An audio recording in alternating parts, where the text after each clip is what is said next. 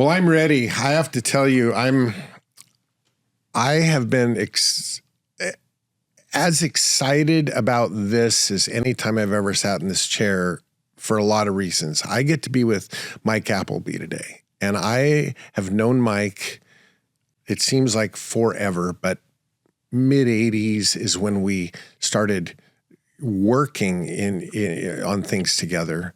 But as it turns out, we go all the way back to our high school years. And so thank you for being here. This is like a big deal for a guy like you, because you could be somewhere making a lot of money right now or doing something that is really a passion. But I have to tell you, this is one of those podcasts that everybody who's hardcore into real estate entrepreneurship has to listen to several times. I'm just going to tell you in advance, and we're going to sit here not just for an hour. There's so much that I want to talk about and pull out of you, because I don't know anybody like you in this industry. There's only a few people that I've ever met, and I think you and I know all of them, that have become an absolute expert in this world of entrepreneurial real estate. So, buddy, thanks for being here. Thanks for your time. I've always been a big fan. You know that. I've loved your path, your journey, and we had a great time here to catch up for the last hour before we had a time to chat. Yeah. And, we go personal, we go business, we go, and what Greg's not giving you as much himself enough credit for. I can remember back when I was shucking title, and he was probably the toughest customer I had. I don't know how many times I knocked on his door before it was, come on, man, give me a chance. Give me a break here. Right. Just slip one this way. There's only 5 companies, and you don't know the other 4.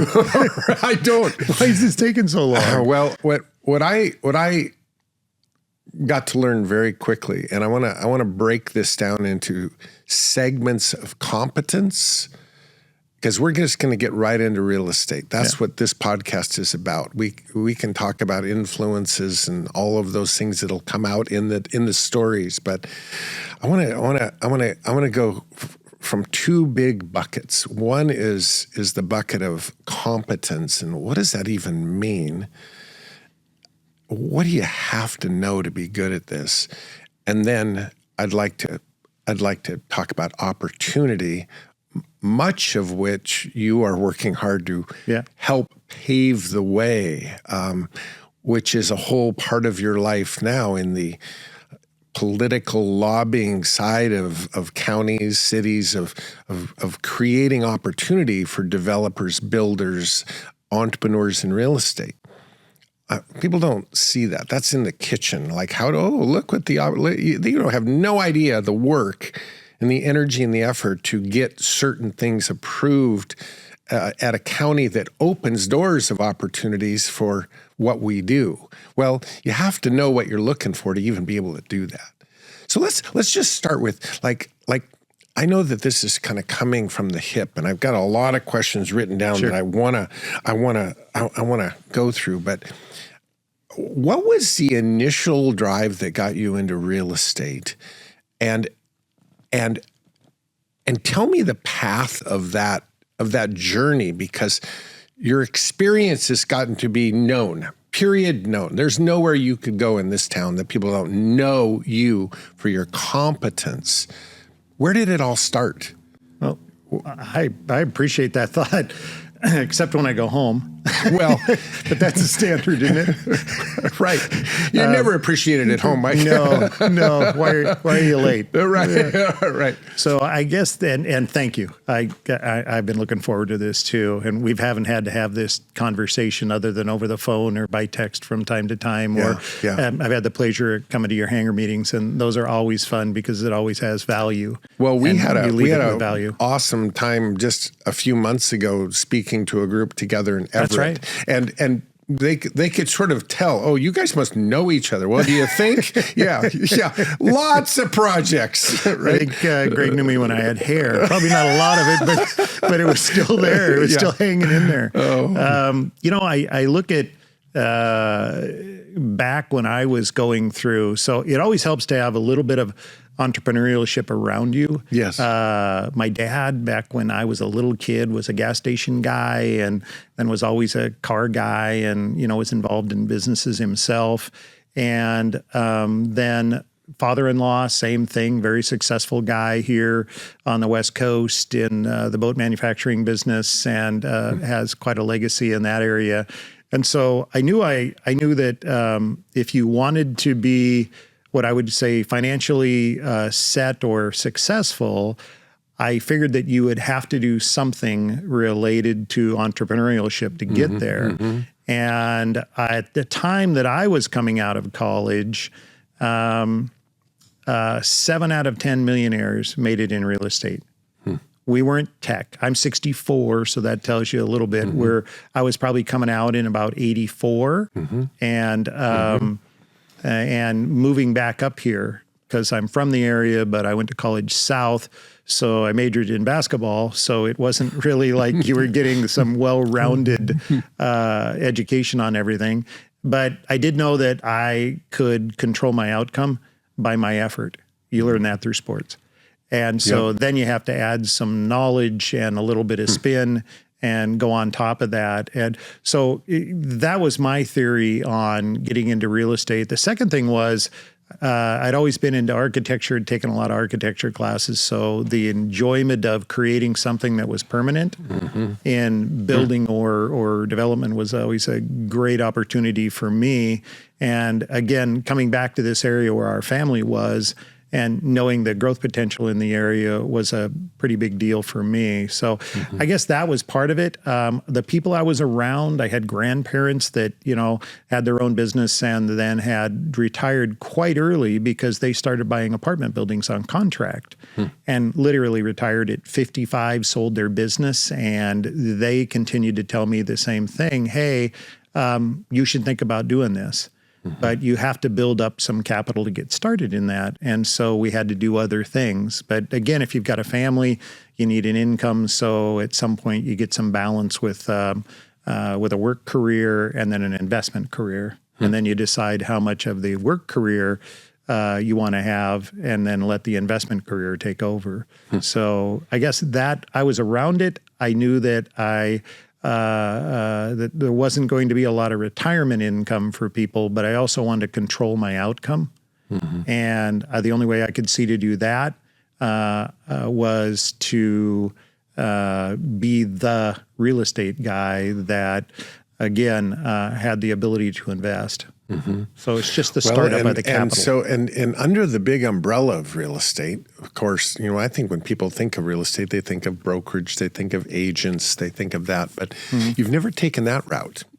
You've always been the entrepreneur. You've been the builder, developer, land guy. It's almost like a known fact that if there's a piece of dirt that has anything going on with it in King or Snohomish County, you know about it, which is really not an exaggeration. Why that route under the umbrella? Why the building developing? Some people would say, "Wow, that's a risky. You got to have a lot of capital. It takes a lot of time." And why were you drawn to that world? I think it was, number one, I was around it a lot because we were always, I was always starting title companies. So I was around that industry quite a bit, and I had hundreds of friends that I wanted to come up with a way to help create value through networking with our people and also our client base. And it was an area that we didn't really have a lot of knowledge shared amongst people, and it wasn't something that was, there was a lot of our clients and my close friends that were trying to create income on their side. And I felt there was some real value in helping them network, helping them understand what they were looking at, helping them take care of their sellers and understanding what they actually had, and doing it in a professional way, and then doing it in a way that they could get to a final solution or a buyer on the backside that could help them in their in theirs as well. So helping people network with each other. I mean, everybody was really one phone call away from having something be successful. They just didn't know where to go with it. And I think understanding what you have, because real estate anymore isn't just a house. It's future use, because the way everything's changed, and my success in real estate has come from changing the use or having a different use than what the property was that you purchased. And so we went about it a lot of different ways, but we started buying apartment buildings at one point because I said, okay, here's the annuity. And the only cute story I have about that is, and again, my grandparents kept saying, hey, this is a long-term play. You should get into this. You're young enough. And back then we were. And I can remember thinking, okay, we've got these other businesses we're running and we're involved in, and title business taking an enormous amount of time as well, because that was the full-time thing. And how do I do something that's going to create passive income, but more than anything, that annuity that you said earlier. Yeah, and more than anything, how do I create appreciation and also have it paid for? So we started buying apartment buildings, and we got to a certain number, and I kind of lived your suggestion. Hey, when you get over a certain number of units, it's going to be a full-time gig, and you got to have full-time maintenance people and everything. So we got to about that number. But the thing for me was we were going to buy them in a closed market. We were going to buy them in an area. I think it was even more simple than that. I can remember saying, hey, we're from this area. We're from Edmonds. We're from around here. We understand that market. We know who the tenant is. And my wife and I had the discussion of, okay, we'll do this, but I'm not going to do the property management part of it. I don't mind doing the rehab and all that. You're going to have to manage those people, because one of the things you probably should know the most about yourself is what you're bad at. And my wife was she goes, that's just something you're not going to do well, in a nice way. And she kind of knew me well enough to go, okay, you're not going to like those details. This is going to frustrate you. It's kind of the rehab part was easy because we had a guy working for us full time. So it was just, hey, lining it up and putting, colors and carpets and paint and landscaping together. But we started in that way. So as we became maybe successful in the changing use of property and doing those things, it built capital to buy these other things. And then we got to a certain number that we were comfortable with.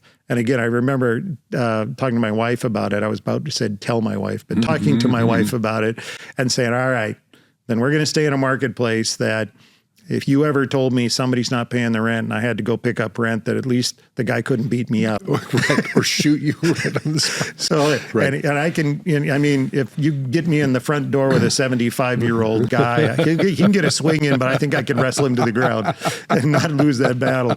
So that was kind of part of the annuity plan. And again, being in a closed market really makes you put in a position that maybe you don't get always the same return, but the annuity of it in the future is amazing. So everything we've Tell me purchased. about change of use, because I know what you mean, but I want you to explain that to people, because sometimes it's within the zoning allows you to do something different than what's there. Sometimes you change the zoning. Talk just a little bit about use change, because allowability is a big deal. Right. Yeah. Well, we've got a lot of things we've been working on at the state, and thanks for bringing up the politics of it, because land use is politics. It's not always whether you need it or where it needs to be had. It has everything to do with the amount of leverage and the amount of time you're willing to spend on communities and with your electeds to understand the needs of their citizens. And my passion in this whole thing, the apartment thing, that's great. That's a great investment, and we're long-term hold people. But the homeownership thing is something that, for me, society-wise, is just crucial, because it allows flexibility and allows independence in your financial situation as time goes on. And homeownership has been on attack for quite a while now, because the push everywhere is higher density and more rental communities. And I feel like this next generation of people, all of a sudden, you might go from a 62, 64, 65%, homeownership rate down to all of a sudden dropping down really low because the affordability, the attainability of buying a home is going to get more difficult. Well, we saw it coming a while back so we wanted to start changing the kind of product. A healthy community or a healthy municipality has all types of housing. And it has allowability for ownership in smaller price ranges and higher price ranges, and needs to have that ability for younger people to be able to buy, which is what we're struggling with right now. Right. So for my passion was, okay, how do we create homeownership options for people? So therefore the DADU ordinances, therefore middle housing, therefore cottage housing, therefore a lot of smaller product that we're going to have to, in this next year, we'll probably start seeing a lot more of since we've finally got these ordinances approved. But for me, I always looked at an investment is I didn't really want to rent a single family house to someone and just sit on it, and anybody can just wait for appreciation, and anybody that wants to just buy a house. And then a lot of agents started coming to me and go, well, what can I do with this listing? And then I'd begin helping them with the idea that, no, that isn't really a house. That's 6 townhome units, or that isn't a house based on where it stands on the property. That's a house plus 3 more lots. And to try to help people understand the feasibility of what they own. So all of a sudden, if they were going to list something for $500, no, it's not really a $500,000 house. It's a $750 property based on what we know the future use can be. In other words, what the comprehensive plan is, what the future zoning will be. And knowing now we're in the 10-year comp plan update, the 10-year comp plan updates, the cities and the counties have to come up with they get given to them from the state, from Department of Commerce. They get their 20-year growth projection for population. And today, they have to have all the zoning in their city enough to handle the 20-year population if it showed up today. So as much pushing and shoving as you think you can do in a normal off year to try to get a rezone done, no, it's all based on the comprehensive plan that you worked on to get upsized or upzoned at the 10-year comp plan. So right now, all the cities in our local communities like Snohomish, Pierce, King, Kitsap are going through their 10-year updates. So they're giving you free upzoning. They're doubling literally the number of units you can put on your piece of property without CC&Rs attached. And that is like a free opportunity to make money. And now we're doubling that up with new ordinances on smaller homes, attached homes, all kinds of other homes that you can sell when they're done. So we're trying to simplify the process so not everything becomes land use. It just becomes building permits. So it's not 2.5 years to do a short plat, as you know, and it's not 2.5 years to build a 4-unit building. We can just submit for building permits, do our normal process for building, and get in the ground, get things in and sold within a year and not 3.5 years. So right now is one of those great opportunities because the 10-year plan, again, it's not going to be done for another 10 years. So whatever they tell you have today, if you try to come in 2 years from now and say, hey, I want to rezone that beyond the 10-year comp plan, they're just going to go, no, you should have been here at the 10-year. You get whatever we agreed to because that meets our comprehensive plan. Does that make sense? It does, yeah. So it's a great opportunity. I think that a lot of people don't even know what a comprehensive plan is, and when you look at zoning, current zoning, allowable zoning, any city or county will hand you a zoning map, say, well, here's the way it's currently zoned, and there's opportunity there. You see a little house, but it's zoned on a multifamily piece of property. Maybe that house, you could get rid of it and build 10 units. I have scraped a lot of houses and built a lot of apartments, for example. But what I don't think people realize is that comprehensive plan allows you to see where it's going. That's the way the boat is going. It takes a huge effort on somebody behind the scenes, AEU and company, to help them move the comprehensive plan towards things that benefit a community, but also benefit the industry of real estate entrepreneurship, development, construction, housing. For me, I've always looked at that comprehensive plan and overlaid the comp plan with current zoning, because there's the change. There's the delta. Oh, wow, we're going from residential 12,500 feet of dirt per lot to RM 1,500? Resident multiple 1,500? Holy smokes. That's a huge delta. And that's where you can say, I got to get all over this opportunity on this piece of dirt, because it's not where it is, but it's where it's going that gives you that advantage. Yeah. Now I'm seeing things that, wow, and this whole condo overlay, forget platting it. Let's just lay a condo overlay on top of it. And there's your legal descriptions. Yep. You go, whoa, that would have saved me a lot of trouble. I think any way we can simplify land use and do some other things. Yeah. We've got a stack of ordinances we're working on at Snohomish County. We have a really great group of people at the council level. So talking about what you're talking about, things don't happen just organically in the real estate business. They have to have somebody back them. They have to have leverage. We've spent an enormous amount of time understanding that land use is political.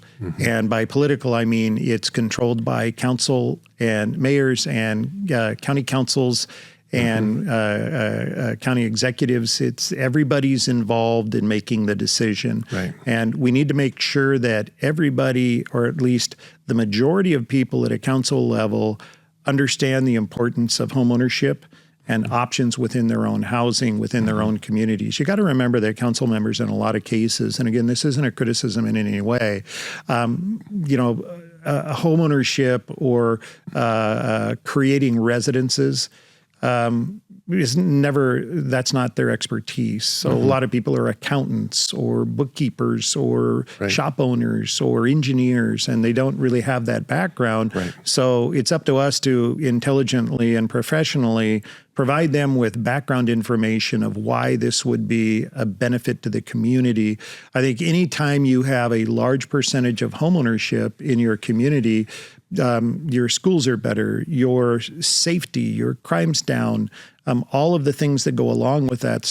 But again, everybody makes a different income. So it's important that we create smaller units for homeownership so people can adapt and still make an increase. I think it's great that people will rent from me. It's great. If they have the opportunity to buy, I'd love for them to rather do that because it just becomes a thank you. There's a certain amount of the public that can and won't. But on the political side and on the land use side, I've always figured that that's the fastest way to make money in real estate investment. And if you understand the skill set and you have a team of people that you trust that are your consultants that can get it through, then you really have a manufacturing process. If you have partners that build, if you have all those other things that go along with that, each step you take, getting it approved and selling something at approval. Getting it developed and selling at development, getting it developed and built, each step pays you more as a percentage of whatever risk you're going to take. Give some examples on that, Mike, because I think it's a super, super good point. You take a piece of raw land, for example, and to get raw land into a preliminary plat approval.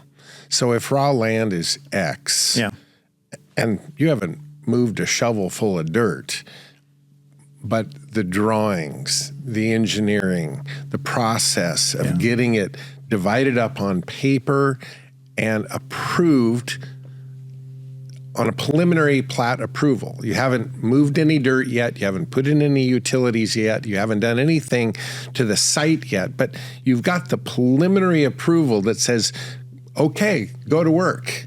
You're good to go. Now go do it, and then you move to a final plat approval. But the difference between a raw piece of land without preliminary plat approval and one that has preliminary plat approval is a big delta. It's an expertise. Yeah. I think back with a mutual friend of ours, with Winston, he had Group 4. Yeah. And it was, for him, it was one subcontractor. He would put a piece of property under contract, and he would call them and say, I think I can do 28 lots here, or 35 lots, or can you verify that, and let's talk, and then great, go. Take it to preliminary plat approval. Okay, now I'm at step 1. I've created value on this property, and I haven't so much as pounded a nail or moved a shovel of dirt, but I've significantly changed the value.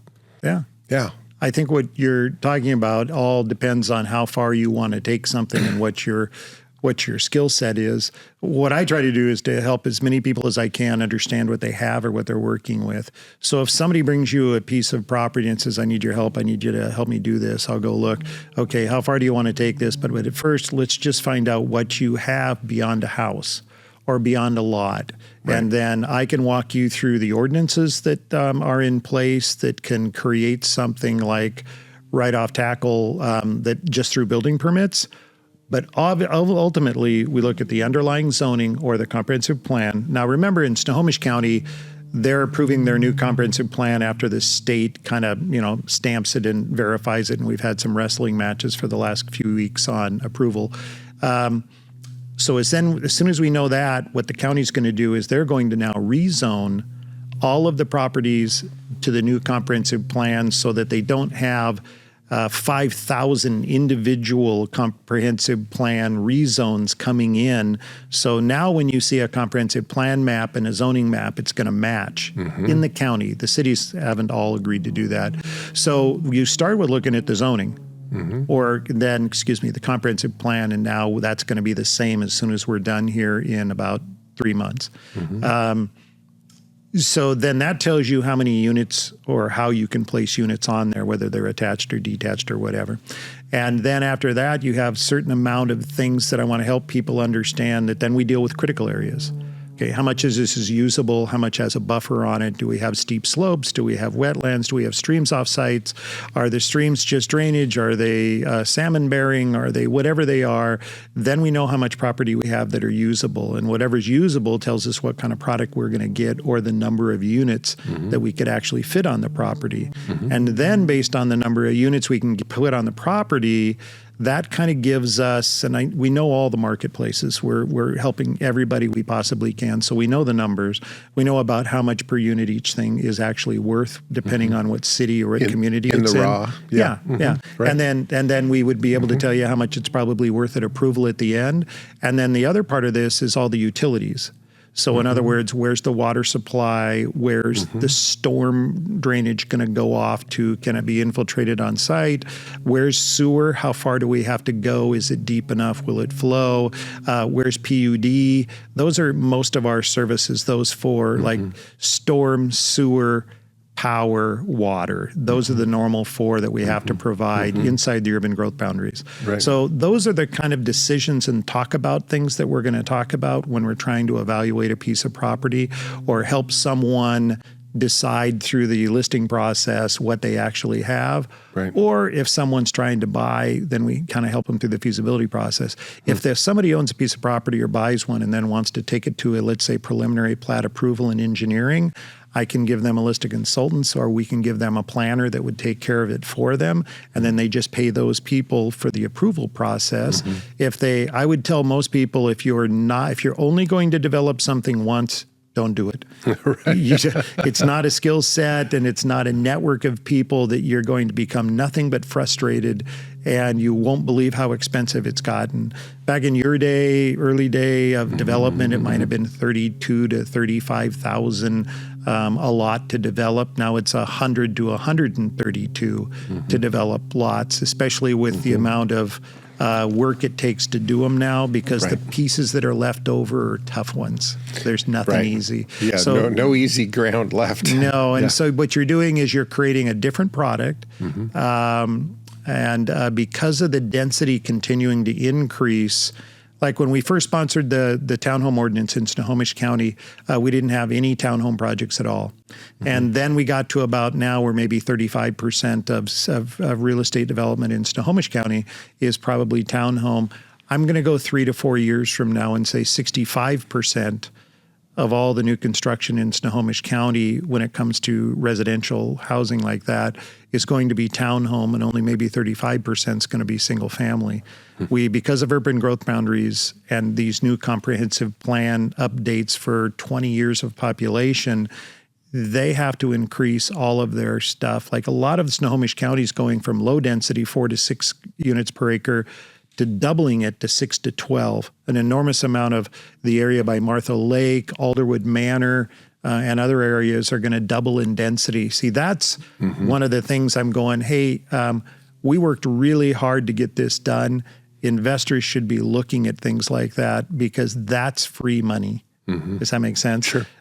Just waiting for your house to appreciate. I think I saw that King and Snohomish County both went up about 9% last year, and Skagit went up about 5 or 6, and Pierce went up about the same, I think, and Kitsap maybe about the same. So even in what we would say are not great sales years, not great inventory years, it's taking 2.5 to 3 years to process a plat and actually get a home built on it. And so markets completely change. I was looking at something the other day that said in 2021 in King and Snohomish County, I want to say that in Snohomish County, we sold about 16,000 homes. In King County, we sold about 40,000 homes. The last 2 years in King and Snohomish County, we've sold half of that. So we've got 9,000 brokers in King County, 4,000 in Snohomish County, something like that.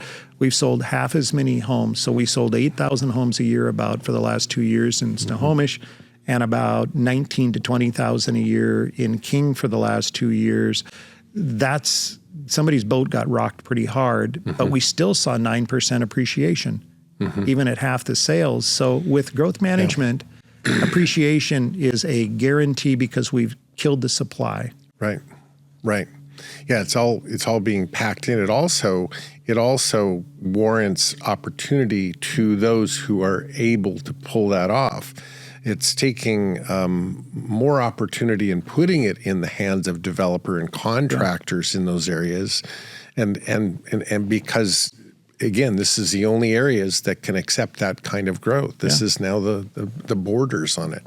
And I think that these concepts, no matter where somebody is from, where if you're listening from, Boise, Idaho or whatever, cities and counties across the board are condensing their density. They don't want it just sprawling everywhere. They want to bring it tight. They want to control it more. It's going up versus out. And some of those things that as you get kind of an ear for this, and if you're not in King and Snohomish County, don't tune out because these sorts of things are happening across the country. And watching that comprehensive plan and watching when it's amended, used to be there was this idea of overlay. If you saw zoning was X, but you see the comprehensive plan is Y, there was an opportunity right there to go in today ahead of when the comp plan would go into effect and ask for a rezone. And the hearing examiner would always look to what the comprehensive plan was doing and therefore lean on the staff report to make the decision. Right. And the staff would say, oh, well, gosh, we've already said we want it to go there.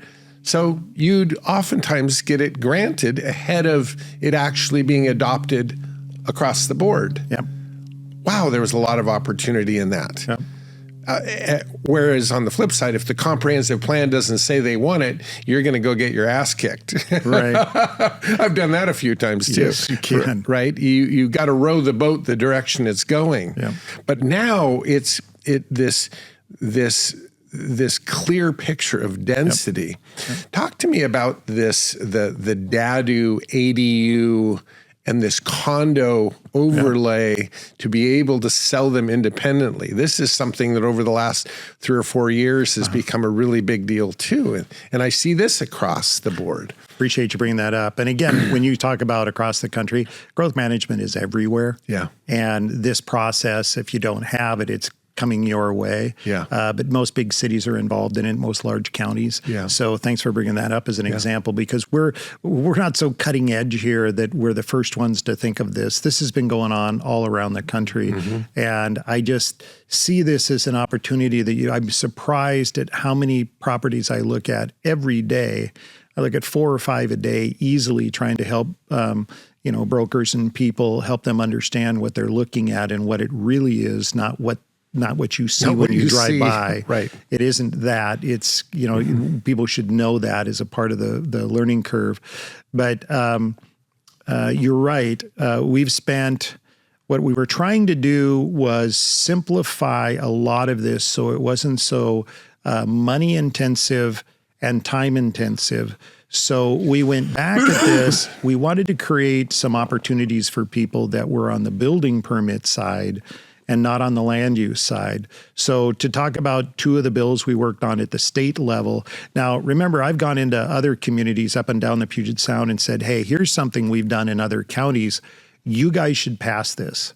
Like we spent about 4 years ago in our county, we went to the county council members and staff, which we meet with once a month. Anyway, which it's really important to have an ongoing communication with the community you're involved in, especially land use people, because remember, they're focused on their boundaries.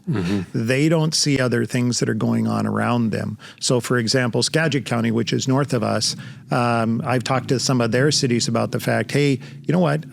In Snohomish County, we went back and did something very simple. We took every single family lot in the county, unincorporated, and allowed somebody to put a duplex on every one. You know what that did? That took, for example, down by Mill Creek, that took me on a $300,000 lot I would buy to put one single family house and have to charge $1.6 million. That allowed me to put a duplex on there, 2 2,400 square foot houses, condo that into 2 units, make twice the profit at a $950,000 price range. That doesn't look like from the street, it doesn't look like a duplex because they're kind of separated and only attached by a breezeway. So I think I invented that, by the way. There you go. You probably did. You just didn't get to sell it back in those days, did you? No, you had to keep it. Yeah. So that was a product that has come around that people, and I'm still surprised that maybe we only get about 40 or 50 applications a year, but every city could do that. And it's a small way to, number one, change the price range. Number 2, double the number of homes that are actually supplied, and only do it with a building permit, and have a surveyor that can put together a map and plans, record it, and have an attorney go back in and set up your condo docs. It costs about $8,000. Right. And so to create a short plat, literally, for $8,000. Essentially a free lot. Thank you. For $8,000. And all we really did was work with the council to say, hey, this is a small play to get to duplexes rather than single family, and change the price range. So it kind of works the same way with the DADUs. We're doing an ordinance, or I've sponsored an ordinance through one of the council members here in our county, that in the rural areas, I think will be the first county to ever do this. We can build one DADU, detached accessory dwelling unit, in the R5, R10 zone, up to 1,200 square feet with then 3-car garages, whatever. And it has to be on over 5 acres.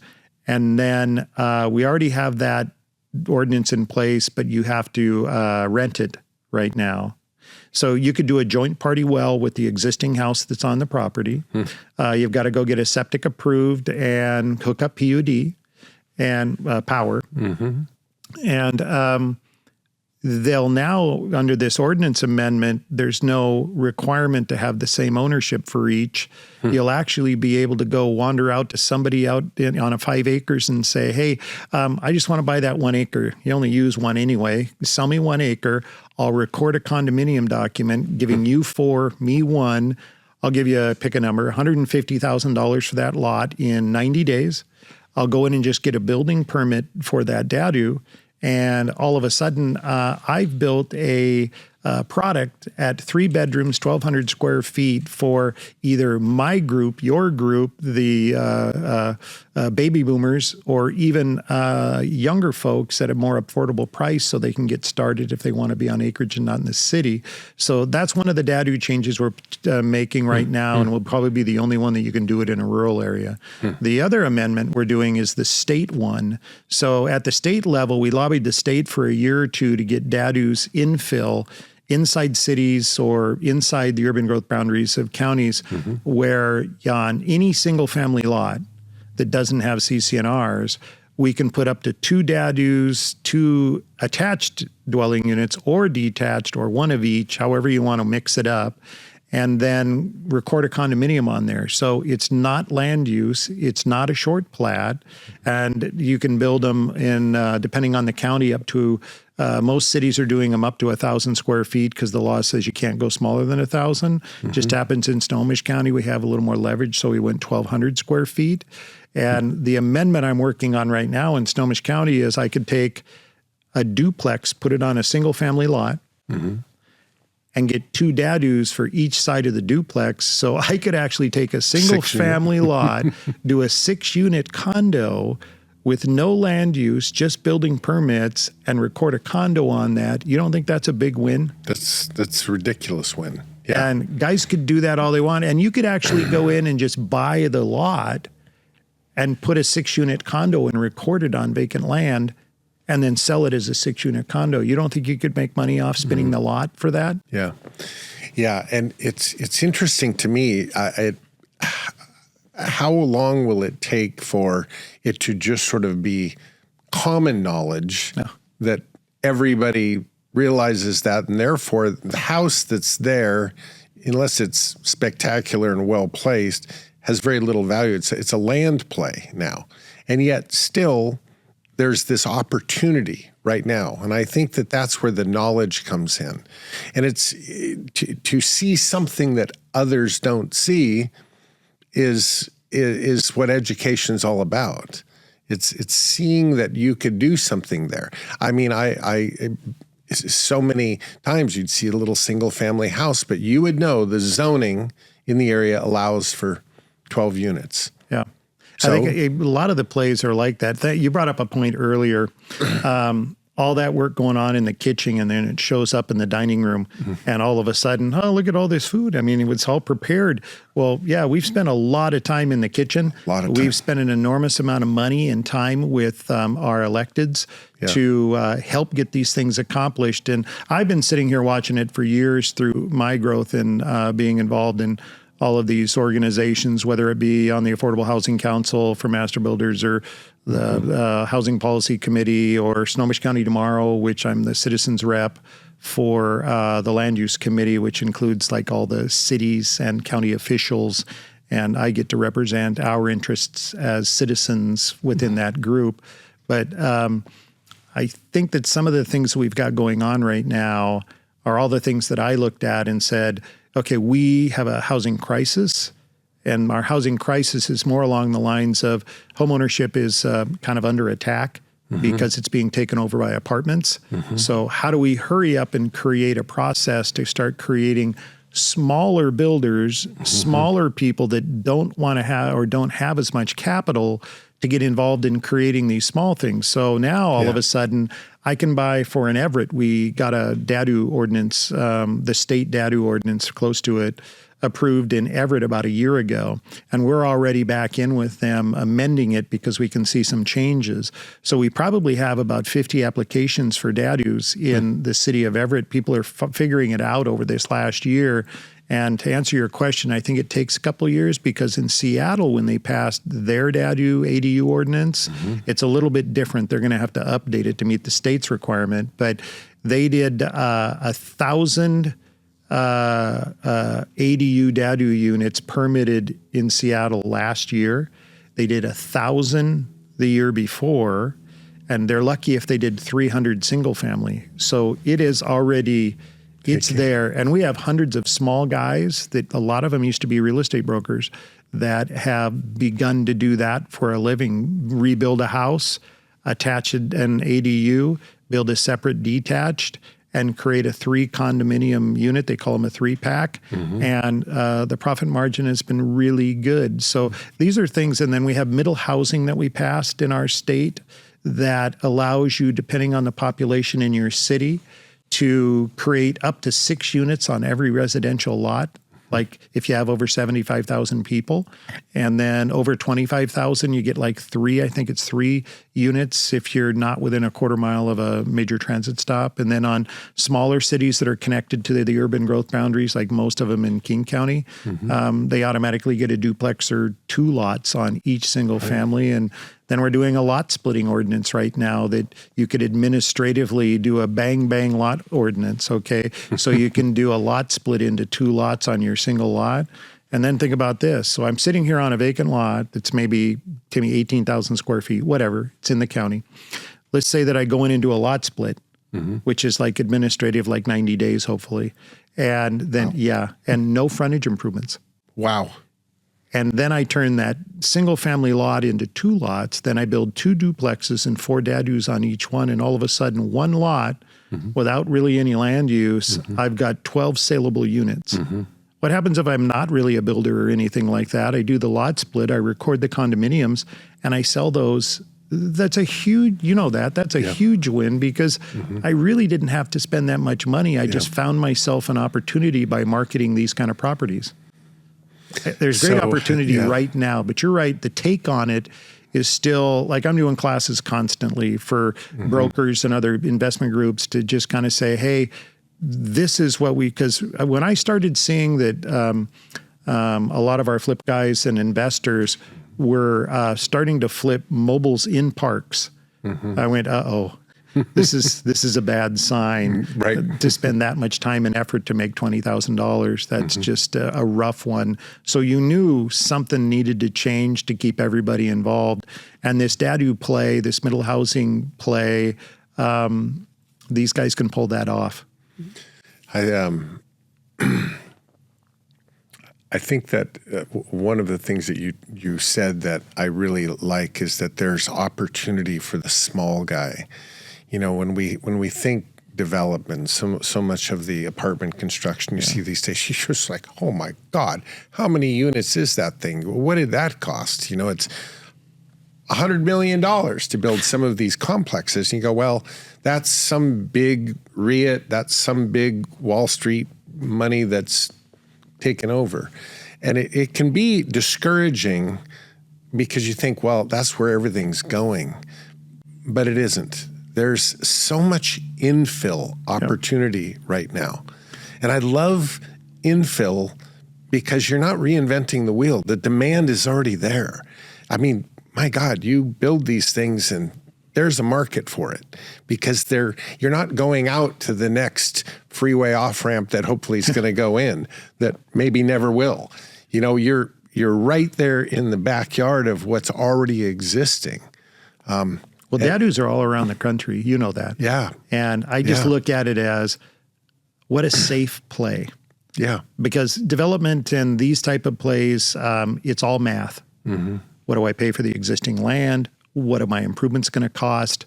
What are my vertical construction costs going to be? What can I sell it at? What are my closing costs? Yeah. Bingo. And so even on some of the plays, for example, like Everett, that's 75 or 100,000 people, that's supposed to grow 20,000 people in the next, 10 years or so.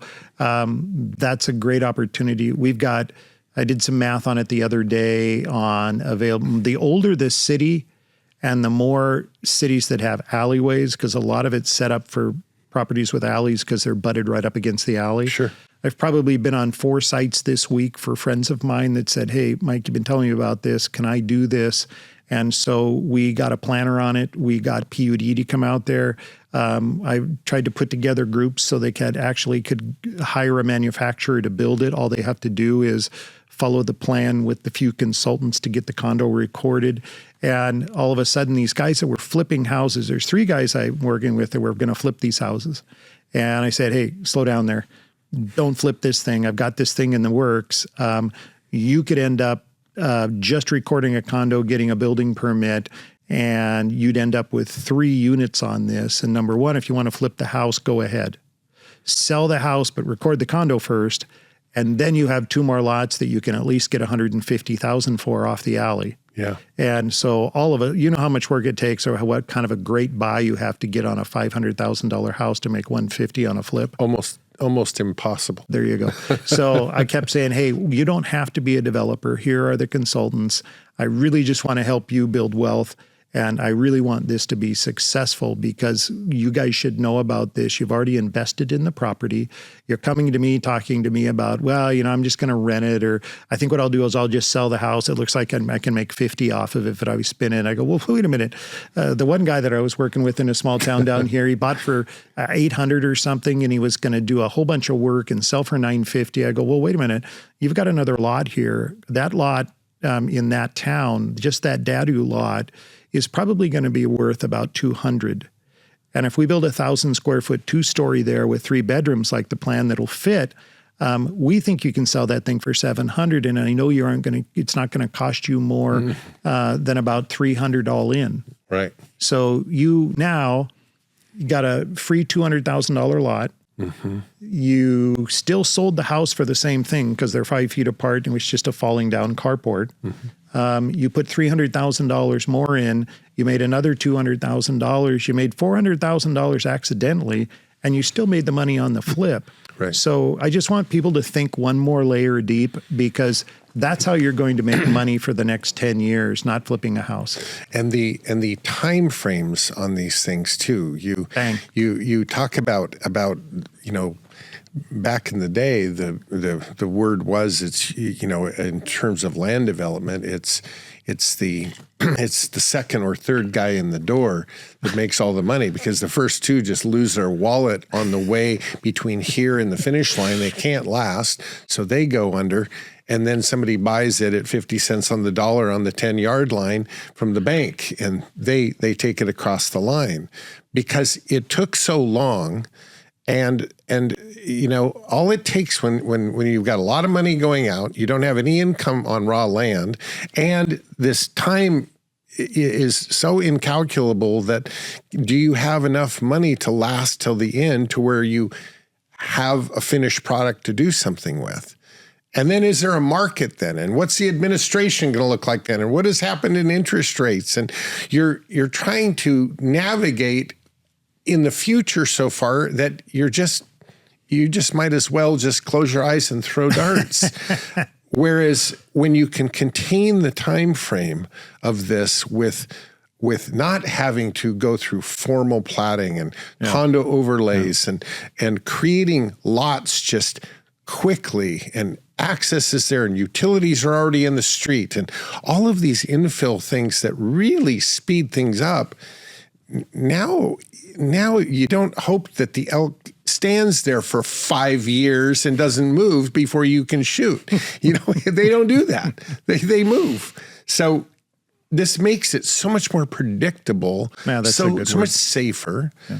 And I love that it is providing housing to in a great location, where people don't necessarily have to get in their car and commute for 45 minutes to go into work. They can be in an infill environment, live there, work there, a lot more time with their family, a lot more time to do what they want versus this exodus out of urban areas an hour away because that's the only place people can afford to buy a house. Well, every community we're in is going to get this kind of housing. Yeah. And depending on the footage, the way the footprint works out, I can get 3 bedrooms on 1,000 square feet with a 1-car garage. Mm-hmm. And I can show you the different plans that we've done and we're working on for helping people that I know that are trying to do this to get a start. Because it only takes one success for you to really get the bit in your teeth and go, wow, this is what I make all year long at my regular job. Right. I need to build wealth, so my investments are going to be my wealth. And you're right, but also you talk about how long I've been involved in the political side and the leverage of getting housing approved. Anybody can do that. Anybody can go start meeting with council members and city council and get your group together on a regular basis because all of these ordinances are doable in any community we're in. Mm-hmm. And they're really doable, like you just said, in these infill areas that are older communities with alleyways, because in most cases, sewer and PUD goes down the alley and water's out in the street. So my utilities are right there for me. I've just got a few things to answer. We go into the communities when we first start these ordinances and we go, we have to have predictability. So I want to know when I turn in my building permit that I'm going to get it back in 90 days, because we're going to kind of use a pretty stock plan. Right. And if cities are smart, basic, they call thank it. you. Yeah, a basic. You can. If the cities are smart, they'll go in and they'll pre-approve like 5 to 10 floor plans. Right. And they even did them as contests, where a bunch of architects turned them in and then they pre-approved them. Right. And most of these lots are 40 or 50 feet wide. That you have the same depth. You know exactly what's going to fit in there. Yeah. So you can stamp them, just change the siding and the color and a few other things, a few aesthetic things, and knock them out, because we're in a business. We just don't need to fall in love with everything. We just need to understand we're trying to hit a price range. Yeah. The good thing about this is what you were talking about. I'm near transit. Yes. In all cases. I'm near hospitals, so it fits the elderly folks that need to be near some type of health services. Yep. I'm near jobs. I'm always close. I'm walkable to any other type of services like grocery or, Yep. haircut or any other little service, because I'm in a main town. Right. So all of those things fit what the politicos want you to have. Get out of your car.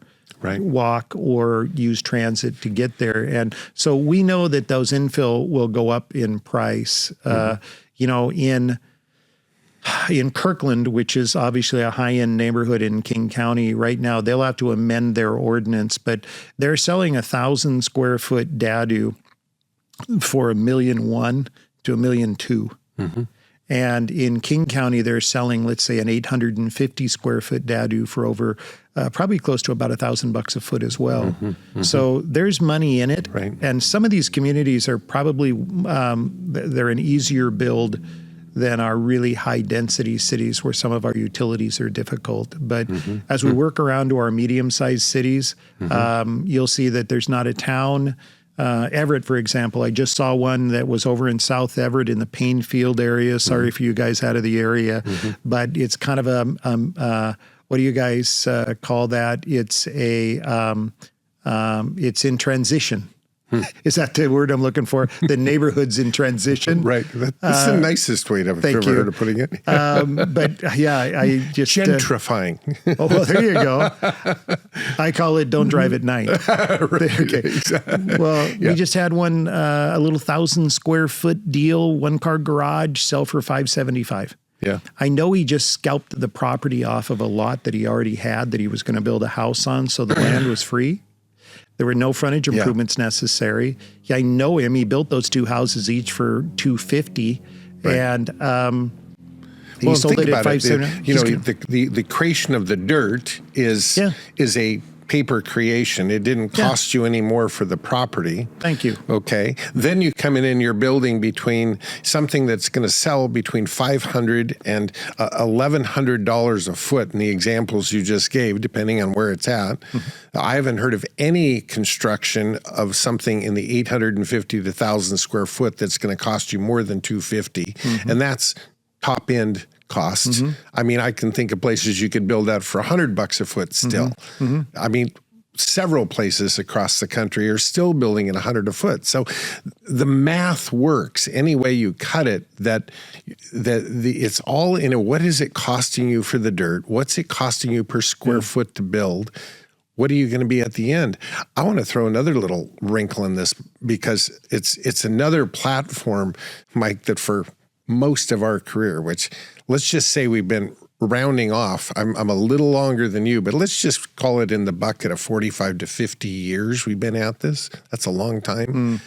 And you look at the window of time that the world of Airbnb has existed, and it's relatively a short window, and yet it by itself has redefined so much opportunity that didn't exist before in existing product, in the world of creation of product, micro units being built in commercial zones and then owned separately but managed by the same company that built it renting them as Airbnbs, for example. People renting rooms in their house, people renting trailers on the side of their house, yurts in the backyard. Talk to me about Airbnb and that opportunity that, yeah, everybody knows of it now, but still it's the transference of X to Y is what we're talking about here, and changing that use into a nightly rental with landlord-tenant law, with all kinds of other things that achieves sometimes. I don't know. Give me your take on Airbnb. I think that, it depends on the community because some have CC&Rs. It also, for like in Eastern Washington and Chelan County, they've had lawsuits back and forth about the issue, and a lot of people bought, in around the lake and everything, and with the idea that they were going to afford to keep this house because they were going to Airbnb it for quite a bit of the time to cover some of their overhead. So I think we need to make sure that there's no legislation fighting against you. Right. But these new ordinances that we're talking about, middle housing, and again, the ordinances I'm talking about in our state took a lot of lobbying in a couple of years, but they saw what a unbelievable crisis we have for our needs for housing or residences. So, but they're able to be done anywhere around the country. Yeah. People just have to get on board because of growth management.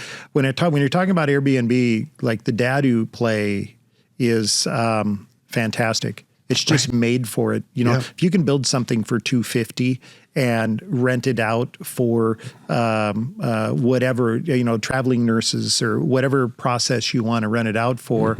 Some of the guys I'm working with, they go, look, I'm going to build a duplex back there. I'm going to attach it. Each one of them's 15 by 40 because I have a 50-foot wide lot. I'm going to build it off the alley. I'm going to sell one unit, and then I'm going to rent the other unit. And then I may flip the house in the front. That's what I want people to. You've been excellent over the years, and one of the things that I've watched that you've been able to do it. You don't leave a lot of meat on the bone by the time you've sold. You've found a way to maximize every possible use of the property before you move it through. Because again, why would I leave that on the table? Right. Any kind of cash flow creates higher value. And Absolutely. so let's whatever's legal, we can go ahead and do, because it's just, again, it's how much it's going to cost me to create this, and what am I going to be able to get out of the backside. And so all these ordinances are just like, hey, stop, don't flip that house yet. Take another look at what you really have there and what kind of land use opportunity you have. And isn't it better to just slow down, stop, spend $8,000 to make 150? How many flips do you have to do to get to that number? You've already expended all this time buying this and going through it. Let's not leave anything on the table. So on the Airbnb thing, I think all of the things we're talking about make sense as long as you don't have CC&Rs. And as long as there's still an opportunity out there. And permitting within the city and county. A lot of times they will have sort of like an AirDNA map and say, well, we already have this many. We can only have so many per square mile or whatever. It's blocks, New permits being issued. But and we're jumping around. I knew this would be this way. I just love it. Popcorn. Matter of fact, I don't really care if anybody gets this. I'm having too much fun. But you come back to the guy that buys and flips. I have several, students, power players that have realized that, wow, okay, listen, here's this house. It's just on the front of the lot. And here it is, sold for sale, the whole thing. Here's what it's going to take to remodel that house and sell it. And there's money in this. I can buy it for $4. I can clean this thing up and I can sell it for $550. And they go, okay, that's great. But I can also get a lot out of the back that's worth $150. I think I'm going to buy it, draw the line, sell the house as is for what I paid, let somebody else do the rehab and go that route. I'm just going to land bank the lot and I'll come back to it. And they are land banking these little half lots with an alley access. And then as they can only do so many projects at once, but they've got an inventory that then goes to grab a basic and just sticks it back there, and then they keep it.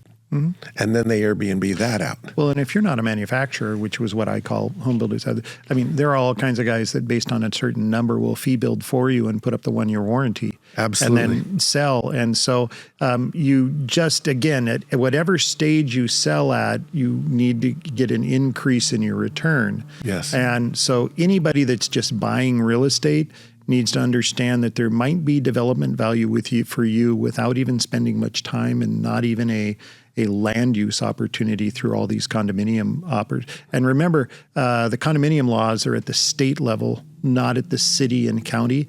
So condominiums usually override whatever the unique facilities are. It's just, if you're going to condo something, it has to be permitted. Right. And legal within the boundaries so that you can actually go get a permit on that condo lot and build something that would be legal for a future sale. And again, some of the communities, until someone spends some time politically, a lot of these communities have said, no, only rentals. But then when the state passes a law, finally, if you can get the state to leverage that, then everybody in that state, whether they're a county or a city, has to, by a certain time, has to comply. Thank you. And then, or if you don't want to make that play, if you think that the state is going to knock you down, then let's play small ball. Let's just do it in Mikeville, in that one town, and let's just get it done there because we have enough political push. And then once we get it done in a community, we can usually leverage that to take it to another community and say, hey, the sky didn't fall. Great here. Right. Yeah, everything's working. We're good. It's financeable. People can own it as a home. Everett, for example, has 5,000 Navy personnel moving here with the plan of adding no base housing. Yeah, that's a good plan. They have to... with the lack of plan. Sounds like a federal government move. So we're going to put 12 ships in that harbor, frigates. I don't know what a frigate is, but that's what they said. It's a frickin' lot. Yeah. It's a big boat is what I'm told. Right. So they're going to drop all those people. Well, usually what happens, then you've got to bring families in on top of that, right? And then usually we see a 3 to 4-fold increase in population for services and other people that kind of come in as a part of that network. Right. And the way those ships are set up and the way that harbor's set up, at least half of them will have to be gone at any one time. So we've got people in, people out, people in, people out. Now, you don't think that that's going to be you don't think that's a great opportunity to know that this is going to get stuffed on top of you? And you don't think that's a great opportunity for people to be investors in a community like that? Yeah. I'm just trying to put information out so people can make a smart investment because growth management stops you from growing out or resupplying land. Right. It forces you, as you said, to grow up, not out. Yeah. So you get an increase in density in the number of units. These DADU plays and these middle housing plays to increase individual lots, it makes every one of our investors what I would call a developer if they choose to be. And that was what I said. We've made most of our wealth based on that type of opportunity of changing the use and moving forward. And that's how we've created our equity and different things we've done. And again, anybody can do it. You get a good planner, get a couple of consultants around yourself that you trust or that people trust that have told you that this will get handled, and understand that there is some money to invest in it. You know, one of the lessons I learned really early on, kind of the hard way, but young and do what the opportunity says you can do. It was a piece of dirt, roughly an acre, that in the comp plan, it showed higher residential density, and so we're able to buy it, short platted into 4 lots. Used to be in Snohomish County, zoning plus a half of zoning. You could build a duplex a lot. Remember those? Those long time ago. 1.5 zoning. Well, all of a sudden, instead of getting 3 houses on this, I was able to get 4 duplexes. Okay, and that was awesome. But 4 duplexes on an acre. Okay, wow. So that's a lot of lawn. Yeah. That's a lot of trees dumping leaves on the gutters. You know what I mean? Yeah. It was, and I'm really pretty anal in my personality. So if I'm going to own it, it's going to look sharp, you know. Oh my God, I seemed like I had a second job just trying to keep that thing looking the way I wanted it to look. And the lesson being that my project right after that one was an L3 zone piece of property in Seattle, which you need 800 feet of dirt per dwelling unit. Yeah. So here's a 3,200 square foot lot that I built something that looked exactly like a milk carton. It was 3.5 stories above ground, 1, 2, 3, 4, just exactly like a milk carton. Yeah. And about 8 blades of grass that you could cut in the morning with scissors. And from an ownership perspective, there was no maintenance. Yeah. It was beautiful. And so I look at these small lots with the alley, street in front. Okay, there's already a house there. It's usually not a big palatial house, maybe 1,000, 12, 1,300 feet itself. Older. But then here's this backyard that with these laws, you're allowed to maximize this lot with impermeable surface area, plan some no maintenance type of landscaping around and walkways and paths and some lighting, and hold the whole thing. Remodel the house, build the new in the backyard, and go there. As a small investor, there's my little triplex. Bingo. And I have a student that figured this little thing out on the Inner Bay side of Magnolia down there, and for 30 years, he could walk to every job site he's had in 30 years. Wow. Chris, on that side of Magnolia that looks down into Inner Bay, because it's in a different sense, but it's all density multiplex, and he'd just buy the house in the front, build a duplex in the back, keep it. House in front, duplex in back. He just went all over the hill. That's all he did. He could walk to job sites every day from his own house. And I think we don't need to build some massive building. And actually, if you think about it, a whole bunch of those cards in your deck that can be sold in independent little parts. It doesn't completely upend your portfolio. Like all the planning you have to go through to think, okay, I'm going to sell this 100 unit with this huge capital gains build, or I've got a 1031 it, or I've got it's a massive part of your portfolio that when you play that card, it changes everything. This, I think I'm going to sell that one dadu in the backyard of that house. Hey, there's an extra 150 in my pocket.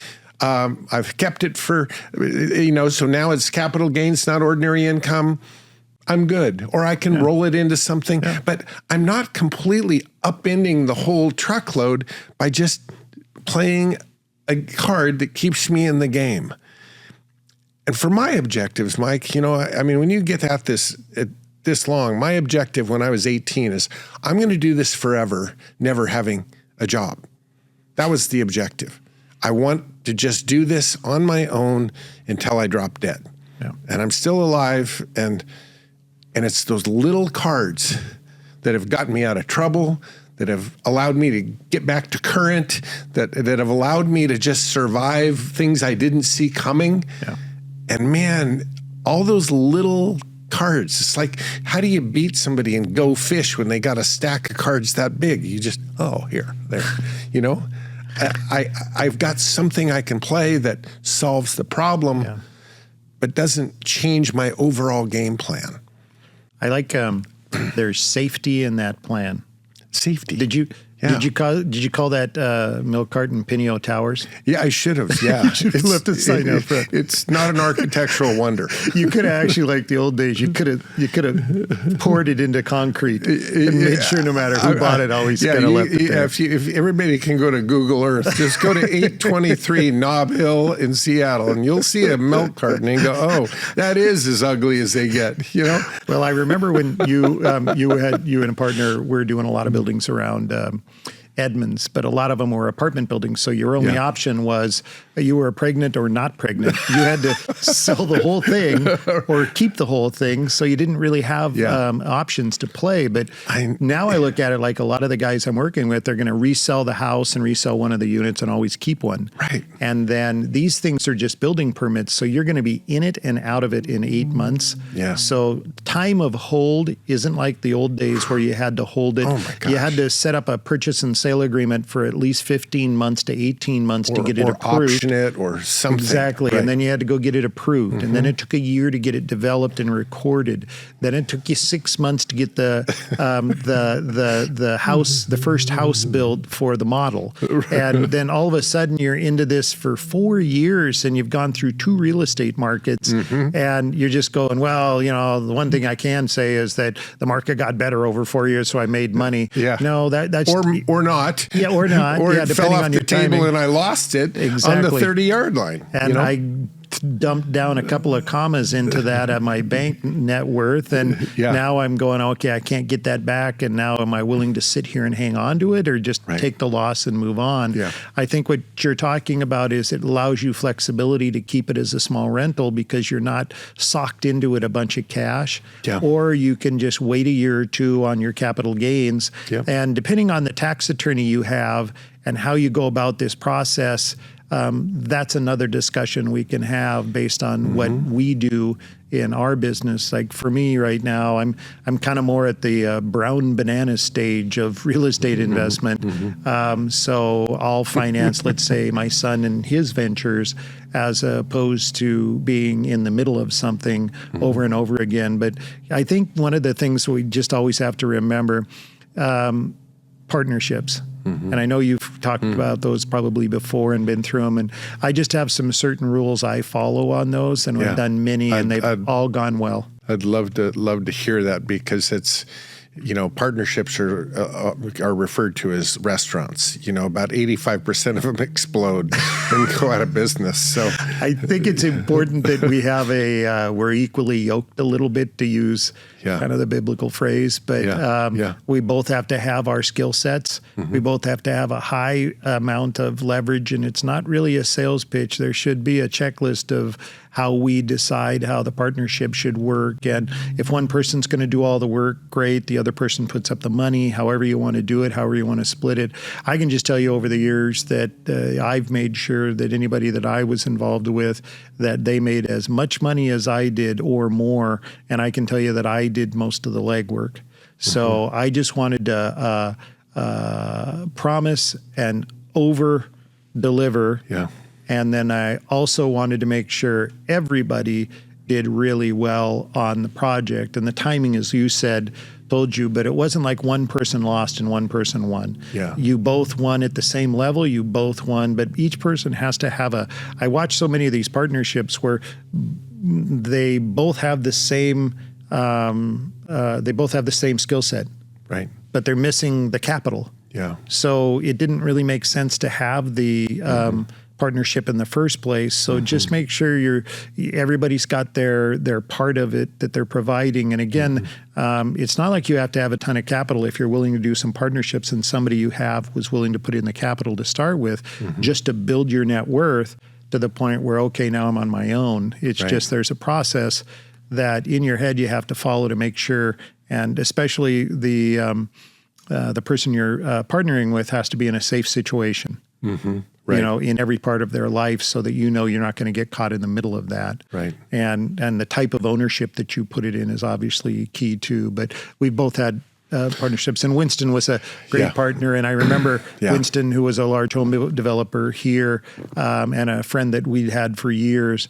I remember he was the guy that when we went into break down the final count, and we'd had a couple of agreements that were handshaky. Not shaky, but handshake. Right. And he was a super honorable guy. And he always lived up to everything he said he was going to do. And I remember we said, well, we had one thing that we were kind of going, okay, how are we going to work this part out? And I remember it, and it taught me a life lesson. Well, Mike, I like you. I just don't like you $1,000 worth. Does that sound like Winston? That sounds just like Winston. And I kind of like it. I have a picture of Winston sitting right up there on my desk, and it's there's so many great lessons, which is this perfect segue, I think, to write it down. You've been a student of the game forever, and you learn from so many people. Who have been some of the biggest influences, the biggest mentors that you could remember in this long career? Winston certainly was one of mine. Winston, when I first started, I needed somebody I trusted and was willing to share in the capital and things like that. And we were growing title companies back then, so it's starting, and so had another business going on anyway. And I'd say he taught me a few early lessons that were important. And one of the most important things is that this isn't, you might be friends, but a partnership isn't a friendship. It's a contractual agreement. Right. So let's make sure we get it all down there, because we have to take care of the downside and the upside in the way we're going to write these up, because there are downsides and there are upsides. Yeah. And we need to make sure that if somebody's rules change or life changes in the middle, that doesn't affect your other partner. That's my point. Yeah. And I think we have to have some out clauses and some other things in there that are necessary. I look at different people that were maybe in a political position, that one guy that I worked with for years that, I remember he always told me, hey, Mike, you don't have to have 5 votes, you just need to have 3. So not everybody has to be on your team, just the majority. Right. So that's leverage. And I think that's one of the things I learned earlier on was leverage is there for confidence, because if you set this thing up correctly, you don't need to put in place leverage. You just need to be able to keep moving forward, because if you're both trying to accomplish the same thing for the same reason, you go forward like in a partnership. I learned some things from you early on, and part of it was about... So don't tell them all. No. You probably learned a few bad lessons from me too. Well, I did learn the part about, hey, there's only so much meat on the bone. Make sure it's all used up before you pass it on, because all you're doing is giving up equity. And if you're doing this for your financial benefit and you're doing this to wealth build, then each opportunity has a certain amount of wealth. Why give take advantage of 100% of the wealth? Yeah. Don't do 80 and give it up. I've had some other partners over the years that I've learned some things from. Always consultants that you trust and that are in it with you. You trust them to get it done within a timely fashion, and their door's always open, and you can call at any time to get updates or something like that. I've learned a lot from the consultants we've worked with, especially on the technical side, on what you're running into, because real estate's like people. Every piece of real estate's different. It is. They all have weird stuff. I don't care if they're next door to each other. Right. They're all a little bit different. I learned on your side about, okay, after you get past a certain number of units, you're going to have full-time maintenance people. You're going to have that. So we were prepared for that when we got into it. There's kind of been a little bit of everything. I've learned a lot from the lenders that I've worked with over the years on how that guarantee what needs to be shown, all those kinds of things. But I just think there's the golden rule is really important. I don't ever want to be tied up with anybody that I don't think benefited from my relationship. And then I think over the years, we've been involved in helping clients and other people. I think we figured it out the other day that we'd referred home and listings within this marketplace. We referred $1 billion worth of those to our trusted friends and clients. So ultimately, we're kind of in this to make money. Otherwise, we wouldn't spend this much time in it. Yeah, but as you help people, it builds what you're doing. Feels good. Yeah. I think it really feels good to say, hey, my friends, I had a buddy of mine one time that was like, hey, Mike, I want to do some of this, a little more investing. I don't know how to do it, but and he was doing well in real estate. And so I said, well, okay, if something comes up, call me. I'll help you get through it. And I remember he called me and we were looking at this property. He said, hey, I'd really like to do this one myself. And I said, okay, but he goes, with you, I want to learn how to do this. And so I said, okay, well then, so we went down the prerequisite, do you have any money? How do you want to go about doing this? So we agreed that I would put up all the money and that I would teach him how to do the legwork and work with the consultants. And then we'd split the fees, and then he'd be the signer and he'd be all that. And then we'd close after it was approved. And after that, we would find somebody to buy it. So I had this whole group of clients that, were looking for projects that they needed to build to make their own equity. And then, so the guy was a broker. So I just said, hey, put this together with Ken. And then work out whatever listing agreement you want to work out with him, obviously, because that's between you and him. And so he ends up, we split the profit. Right, I got all my money back, and then we split the profit. And then he ended up with all the listings, and he came back to me a year later, and he goes, that money I made, that allowed me to, he goes, I had some other things going on in my life. That allowed me to actually get married, bring the lady up here from where she was at, adopt the kids, and gave an entire new start to my life. And the guy's been a dear friend for years, and it just kind of stuck in my mind as being a really good feeling. Kind of equity. Yeah. But he built wealth. He had a day-to-day business that he ran his bills and handled his life, but he was trying to figure out how to build some wealth. Right. And what he ended up doing in that is he built some life wealth. He wasn't able to hold on to the money because that's what it cost to do all this, but it worked out to be a fantastic family opportunity. Right. And he said, otherwise I wouldn't have had the money to go through it. I think you made an interesting distinction there. I'm not sure you meant to, but he had a business that paid the bills, and this was a focus on creating wealth. Yeah. I get in this place in so many discussions, and in the discussion of the three-legged stool of, the long-term holds, that back row of the chessboard that we all would like to have, that is that wealth leg. We're always looking to add to it, but once it's in place, it kind of stays in place. But there has to be, a cash leg to the stool. Yeah. You got to go to Safeway and pay the bills, and at least those two, and then of course there's the wealth that has nothing to do with making money, but it's that life piece that if you don't attend to that as well, the whole damn thing falls over, right? Yeah. And I've probably, there's times in my life that I felt guilty that leg of the stool has needed shoring up, because these sorts of things can become, especially if you're into it, like you've been and like I've been, it's easy for me to go to work. Well, I don't know that you or I I'm running out of energy. My body's falling apart, but at least I've always loved what I'm doing there, and for people that love it, it really isn't a job. So I've been lucky that way, but you've got to have more than just one thing going on, and a balance of sorts. We, I don't think either one of us are 50% people. Mm-hmm. No. I don't know how to do it that way. No. And I've always believed that if you're in, you're all in. Yeah. And that's kind of the way you're in your relationships, in your life, and raising kids and all those types of things. And you're definitely all the way in your business opportunities, because you don't really have a chance, because businesses are living, breathing animals. Yeah. And there's a difference between a real estate investment and a business when you're in a partnership.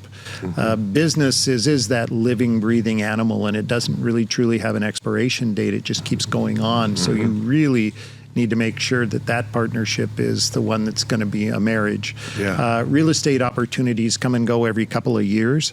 So you can get into one, and if it isn't really structured the way you wanted to have it, or not structured, but it isn't really a good marriage, then you have the opportunity to move on and maybe not do another one. Right. Or choose to or not to, or maybe do it differently. Right. I think it's important to understand If real estate investment is something you want to do, which I hope most people do, because if you have a strategy and you follow the rules that you've set, whether they be monetary or knowledge-wise or understanding what's necessary to know to actually be in this business, you should be successful. You can't control the marketplace, but you control your exit strategy. And you control how much money you're going to leave in a deal. And then, because I hate to have you always cash poor, you know, depending on how many units you want to keep, how many you want. There's a lot of guys I talk to that I said, look, we're not really ready for you to keep units yet. You need to build capital. So the faster you can build capital, go ahead and just keep adding capital, adding capital, adding capital, so you're not stretched on every transaction. You're waking up in the middle of the night just, oh no. I got to pay it Friday, and you don't want to have those type of deals. You learn that feeling by starting out with no capital. Yeah, that's exactly it. I learned early on. Young family, no capital. That'll cure you from that position. Here's a funny one. I was talking to a friend of mine the other day, and you know, it's funny how clients become friends over the years because all you're trying to do is make sure they're successful in their world beyond what they're already doing. And I did a 2-lot short plat. Because my wife came up to me one time, and again, back in those days, we were just starting title companies and running them and building them. And I remember my wife coming to me and saying, hey, remember, it was our oldest daughter at the time. She was in high school. And, you know, you promised her if she keeps her grades at this and this and this, that you buy her a car. And I went, oh, yeah. And then I remember walking out of the room going, oh, crap, forgot about that. I got to come up with the cash. How much time do I So I had like 1 year. And I went, okay. So I went and did this 2-lot short plat for a friend of mine. A guy called me up, and it was one of those weird ones where the guy called up and said, hey, I'm going to list this house, but the loan on the property is too high. But it looks like he has a lot of property. Can you come look at it and tell me what can be done? And so I went and took a look at it, and it was a little complicated, but it was like, yeah, the planning works that we could cut 1 lot off. So I said, hey, all right, I'll make you a deal. I'll do it while they own it. I'll put the money in, and I'll do the short plat for them, and I'll put the improvements in, and they'll sign, and we'll make sure we're locked down and everything's controlled on the property, and they can't do anything to me, and it all works out, and they'll sign the short plat, and then I'll close and then spin it off to a guy. And so a good friend of mine was looking for a single, because that was kind of my network anyway. It was a lot of guys that were in that business. Yeah. And so the guy that actually then he listed the house, he sold the lot, and then he ended up with the listing on the lot as well for the new house. Right. And I think I made I can't remember, enough for a car, 25 to 30,000, and bought her a used car. And so we picked it up kind of like it wasn't trouble. I just knew in those days, the littler you borrowed and you were obligated to, the better. But you know, it's funny what motivation gets you started in something. And I think the need that you have probably forces you to do things that stretch you and make you learn. I think it's a good motivation as long as it doesn't completely tip you over and stress you out. I mean, I think that some people, I think me included, work actually better when you've slightly bitten off more than you can chew, because you know, it's that, hell, we were boys doing the same thing in the backyard, you know, 2 down, bottom of the 9th, you know, you're up to bat, you're down by 3. You know, you'd want to be in a little bit of an adverse situation so you could feel like you really had to work to cure it. And I feel like that's when I get more motivated. Ryan and I both have talked about that. It's like when we know we got to go and get it done, well, now you just go and get it done. But there's a breaking point where it breaks you.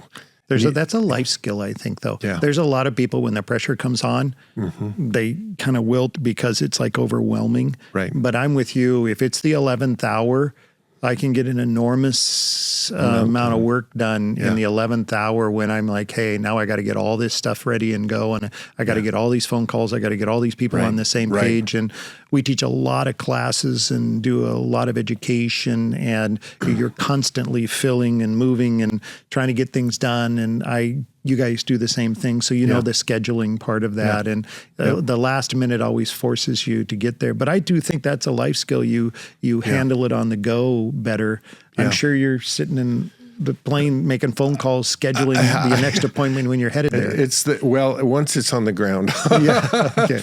I have something that I thought of with that you know thyself allows you to plan your route and feel like you're in control. Even though you might be a little out over your skis, you're in control. One thing I've learned a lot of, Mike, and we can share this story, is that you recognize in this business that after you do debriefs on things that sort of just happened, that there's a whole bunch of things that are out of your control. One of them, I could take us back to because we shared so many of the same banks in the area that do development and things, that, we saw 3 banks, Horizon, Frontier, Citibank, all in about a 90-day window, get swooped up by the feds. All of our banks. All of them that we worked with. Yeah. And force sold to a receiving bank here, there, and everywhere. I can think of Union Bank in California was one of them. Yep. But it was like, whoa, wait a minute. Everybody I've always worked with, and you and I both know all the same guys that ran those banks, they're gone. They're now looking for a job. And the vulnerability, I felt very blessed that I had no unsecured lines of credit. Those things were not out. But boy, there were a lot of people I knew that developers, they had their lines of credit involved in projects, and they were midway, and all of a sudden, boom, the rug was pulled. We need you to pay off your line of credit today. I guess the point I'm making, without the details of a story, is recognizing the parts of this business, the pieces that are out of your control, and how do I create a redundant system? The thing I love about airplanes is that there's a backup to just about anything that could go wrong there. Yeah. And it's there for a reason, because things go wrong. So you want a backup to be able to get it on the ground and fly it again. It'll get on the ground. It's flying it again that you want, right? And in business, in all these years, there's a certain humility that comes when you feel like, okay, I estimated this was going to be a year, and I'm 2.5 years now trying to get this stupid thing through, and I'm still not there. There's that vulnerability that creates better deal structuring. You go into the next one going, okay, I'm going to plan for the unexpected a little more. I'm going to be more capitalized. I'm going to be more conservative with my time estimates. Nobody's ever gone into a big remodel and go, oh, wow, that went way better than I thought it would. Never. And you learn that there are things that happen that you didn't see coming. And so factoring those, I think, is what experience is about, is that you just see things. And I think that's your value to all of your clients, is you go, well, we could go that route, but I've done that. We're going to go this route instead. Let's not knock on the front door. Let's go to the side.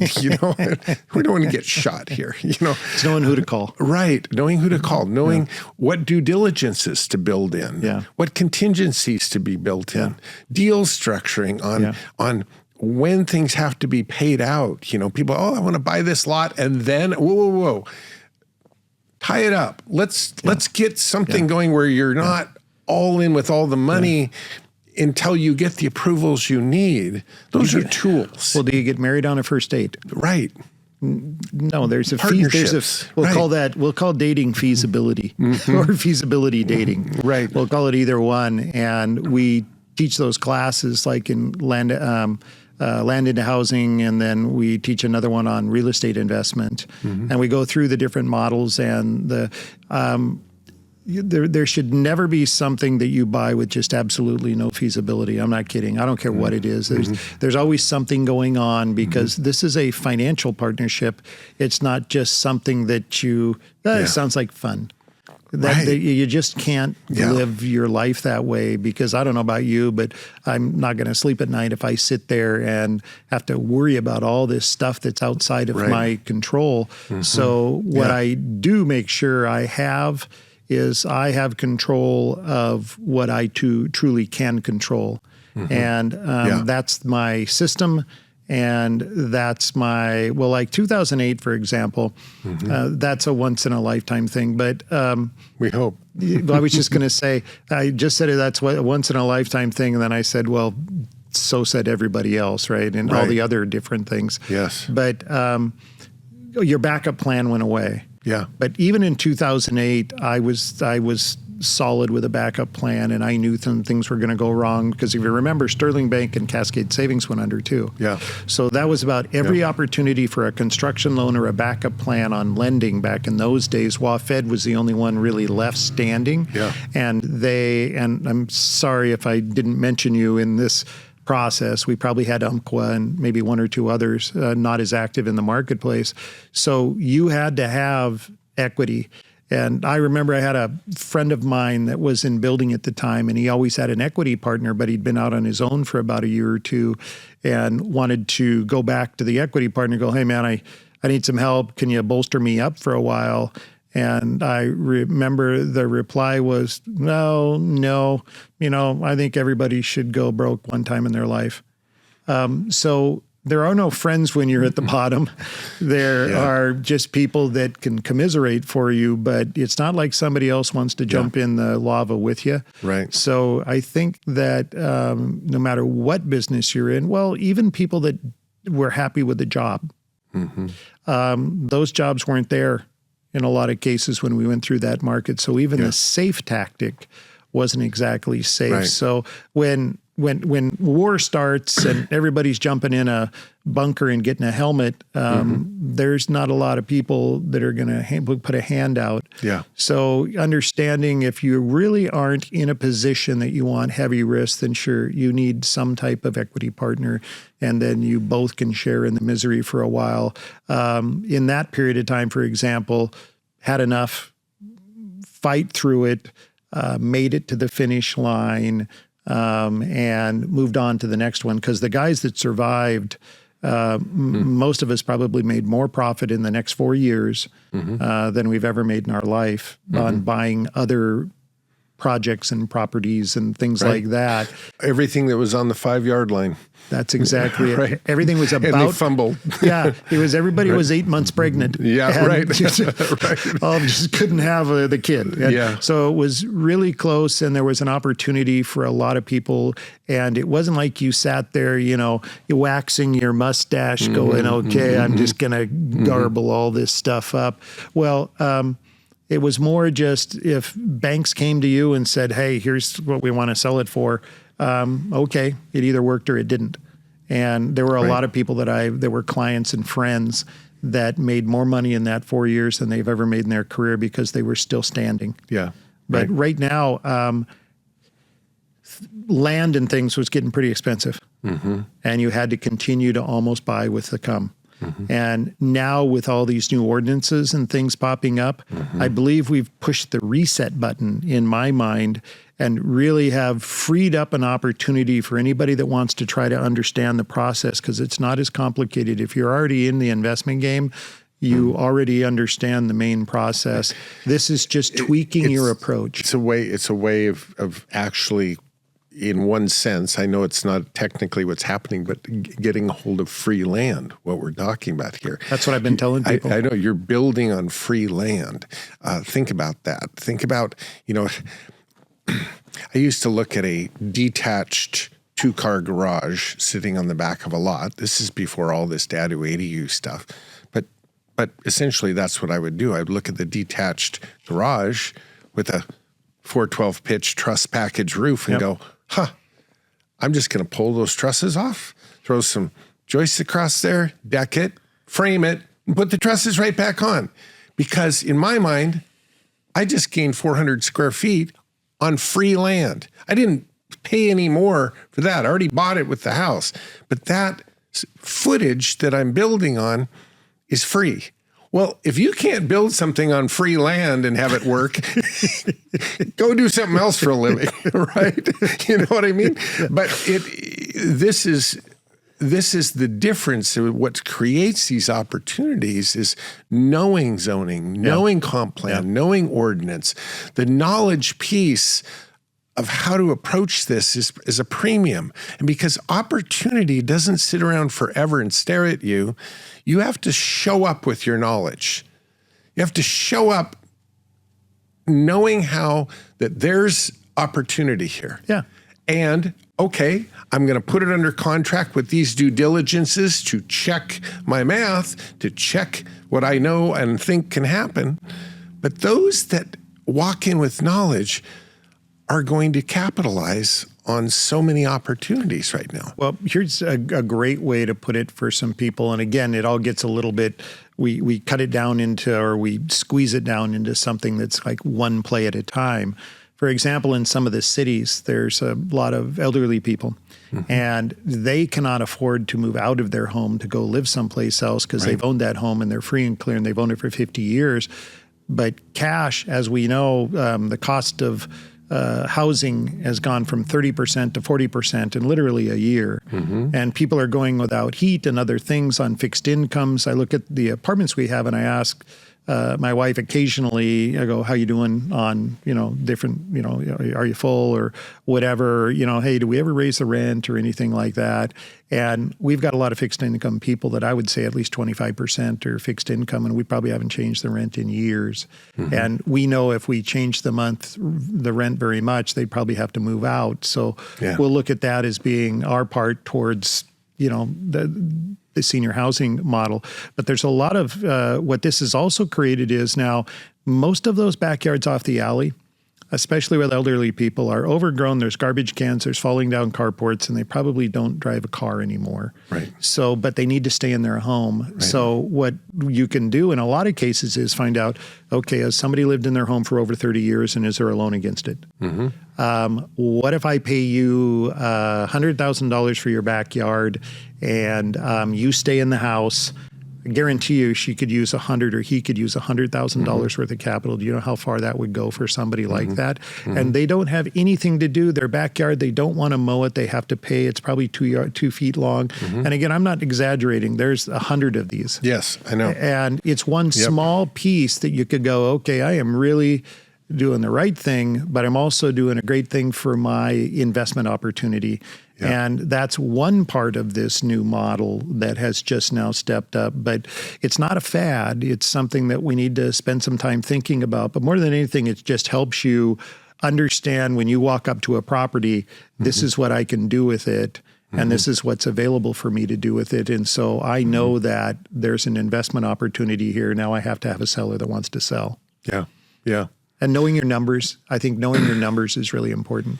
Well, and I think one thing that intimidates some people listening to a discussion like this, Mike, is that you have a lot of experience, building and bringing people on that build the structure, that here's a set of plans and you get a permit and you build it.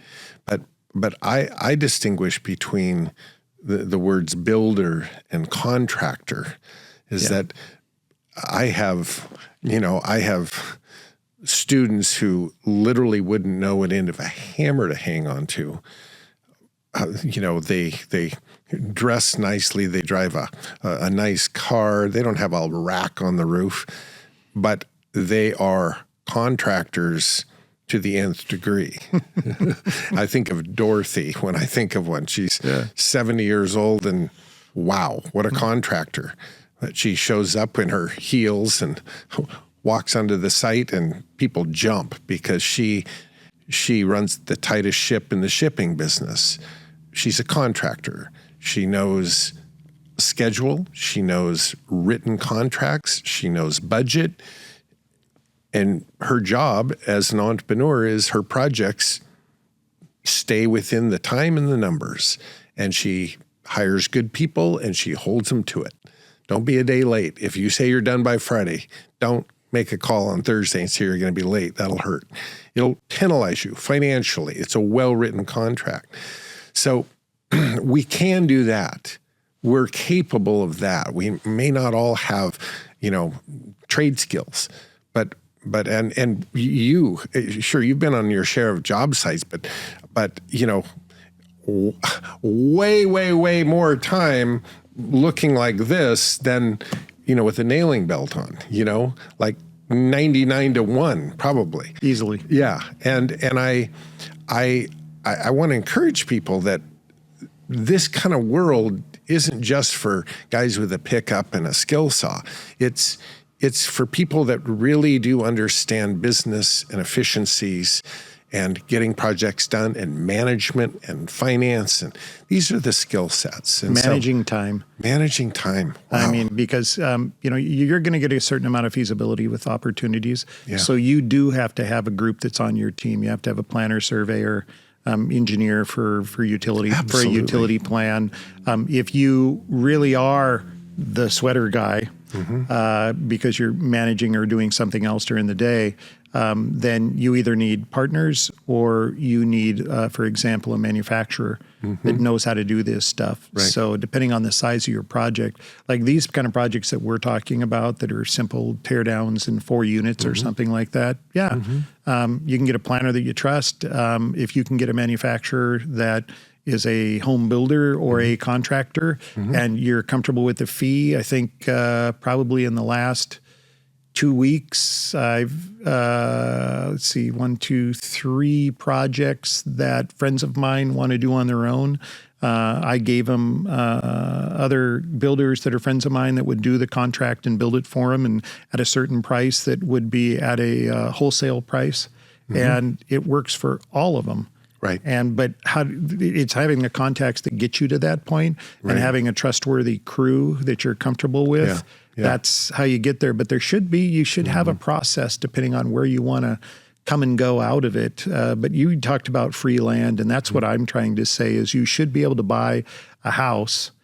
Now you're going to end up putting a little lipstick on it, and you're going to have some closing costs. But if you end up with, for example, the lots in the back for just the closing costs and $8,000 to get the condo recorded, if you can't, like you said, if you can't make money there, you need to get into the stock market and get out of this business. Because if you're going to burn that much money up, you're going in the wrong direction. And get people around you that have done these kind of things before so they can tell you what a normal price is. Yeah. And that can kind of help you. And you're a good guy for that. I mean, every marketplace is a little bit different. What it costs to build in Seattle is not what it costs to build in New Mexico. Yeah. No, and this is back to knowing your numbers, and there is no substitute. But when you're obsessed with somebody or an industry, it's not hard to I mean, this is what you do all day is you're asking questions. You're talking to people. I mean, you and I were raised on the same group of big builders and developers, and oh my God, how many hours have I spent with Winston and Littman and Alpers and Crosby and these guys that have done it their whole life. Yep. And you bring value, you show up ready to work, and you say, listen, if you don't mind, I'm going to help your crew here for a few hours because I see what they need. But if you'd give me 20 minutes after I'm done, I just want to ask you a couple questions. Well, you trade 3 hours of hard work in a Carhartt for 20 minutes with the right guy. That's the best deal you'll ever cut. Yeah. I think one of the biggest things you can learn is go out and work a site for a day or two. Yeah. And then you go, oh, okay, now I know why I want to be the investor. Yeah, especially when it's frickin' cold and raining. Yeah, especially in this marketplace. But there are going to be, like we talked about, the amount of opportunities that are out there right now for anybody that wants to get it inside of their head on how the process works is much greater than when you and I were starting our process, because back in those days, there was more land available but there wasn't as much opportunity.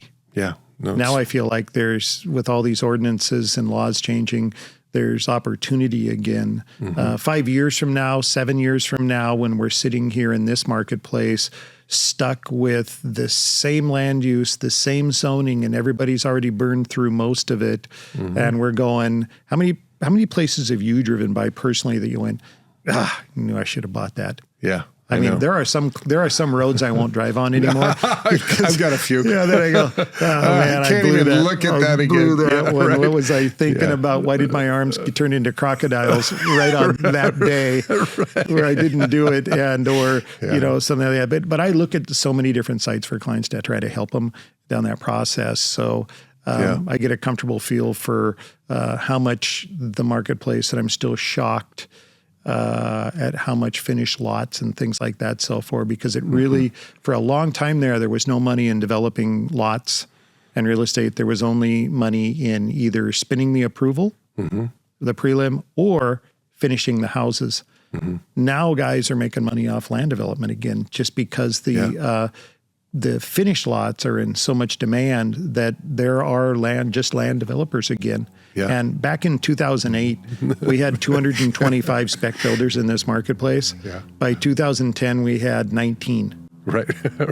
And then I don't know that we've gotten above 60 or 70 since then. Yeah. And, we're closing in on 900,000 people in this county. So it's kind of shocking to believe that that's all we have to manufacture homes in this market. They all took out their track hoe, dug their last hole, and dove in 2008. There was a bunch of guys that were kind of nearing the end back when that market came in. And I almost guarantee you, I know a large group of them, and their wives said, we're not losing another dime.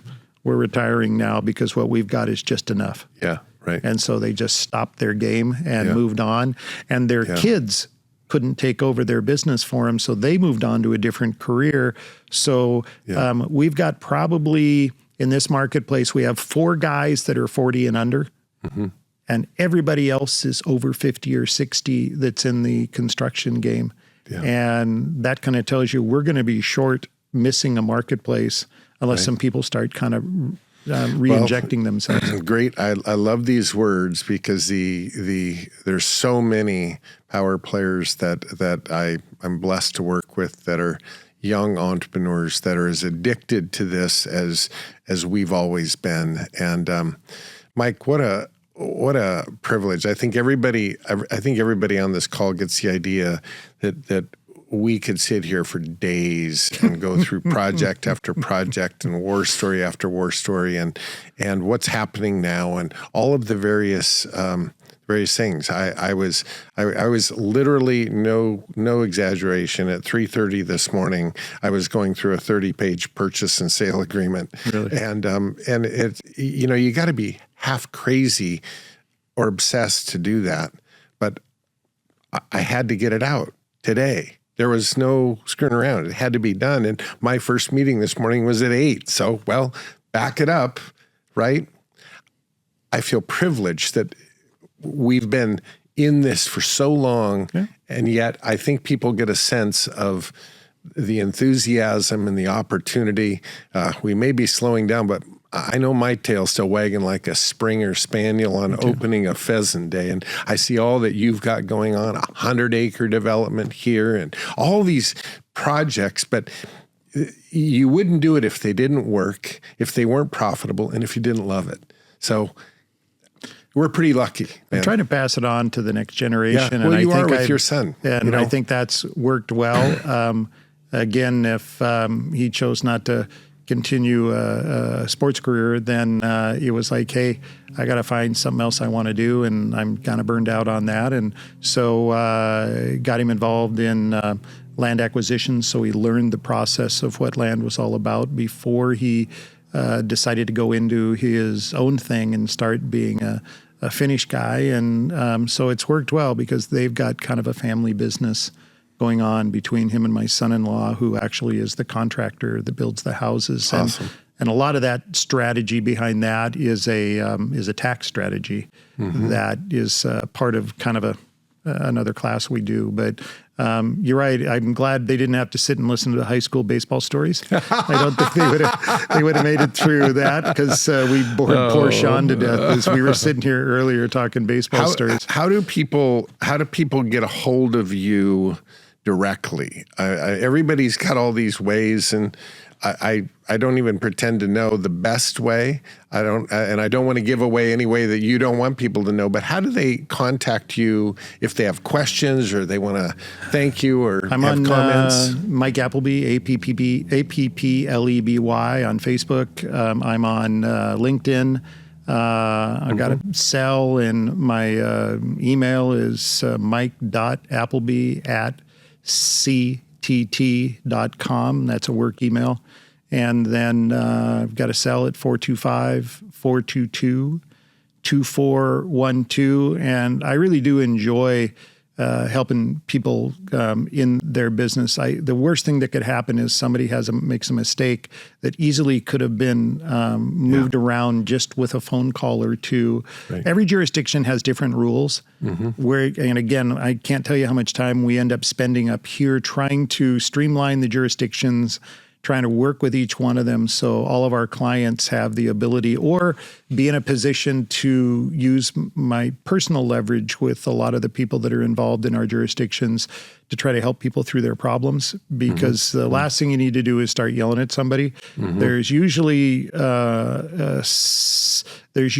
a way to mitigate some of the damage, but again, feasibility and understanding what you're really getting into usually resolves a lot of those problems that you would have, because there's a lot of things that feasibility is done correctly that you're not going to buy and go, I got to have an exit plan here. And trying to yell and scream usually isn't the best exit plan. No. So again, I think a lot of guys, cash flow wise, like we've talked earlier, get your cash flow early. Eventually you'll be able to hold on to some units, but build your capital. And you guys have been there yourself. And then again, you've had partnerships. You know that there's a reason either they're going to be the building side or the capital side or whatever. And everybody's had a correct, your first biggest partnership that I worked with Rob. What worked there? What do you think Well, I would think he would say the same thing. We had very, very opposite skill sets. Absolutely. And neither one of us got in each other's way, and we always had more than there was time to do on our own plates, of him with the permitting, the plans, the drawing, the architecture, all the engineering, the technical side of getting approvals. That was almost all of what he did. And then, of course, questions on job sites, because then you got to build it. And mine was the acquisition and the finance, and then on the backside, making sure that management was running super smoothly. So also, he was a super diligent guy and very methodical and super trustworthy. There's just, honestly, I'm sitting here looking at a sign that was from forever ago, but Rob Michel is probably one of the people I've met in my life with the more integrity than anybody. He just does the right thing. He shows up. You can always trust him. We'd show up at that office every morning at 5:30, and it'd be like, well, who's going to be here first? And, good morning, Chief. That's what he'd always say. And we'd go to our offices and just start getting things done. It was someone that you can depend on. It used to be if you could throw your wallet and your set of keys. I think now it's your cell phone. If you throw your cell phone and say, okay, I'm going to the ground, handle it. Would they do it likely better than you would? Yeah. Would they take your life as seriously as you take it, or better? Well, he always did that. And I would like to think I was that kind of partner to Rob too. We were young and we were aggressive and we got a lot done, but man, did we work hard, and never an argument, ever. Ever. Someone has to be the trailblazer. Somebody has to put the deals together. Yeah. And then there always needs to be someone like Rob that stays in their lane, because he always stayed in his lane. He does, yeah. And was the diligent guy that was going to be that guy, the detail guy in the middle. Yeah. And that's kind of what I think still makes great partnerships. And whether you both had capital or neither one of you had capital, you guys found a way to come up with capital. Yeah, we did. That's kind of the game. But I think anybody that has a real process and is methodical about this business can become wealthy by doing it. Well, and understanding you're a great example of that, Mike. And I appreciate. There's a lot of places you could be, and I really do appreciate you passing this on, and I know that you take it seriously. If people have questions or they just want to comment, all those ways of getting a hold of you, they'll run you down. You guys, this is one that I told you coming into it, a notepad, you'll want to hit repeat. There's a lot in here, and I don't pretend that everything we talked about, you're going to go, okay, I think I got that. But write down the questions, make sure that you get answers to them. You've got all my numbers and everything to run me down. I love your questions. I love the feedback.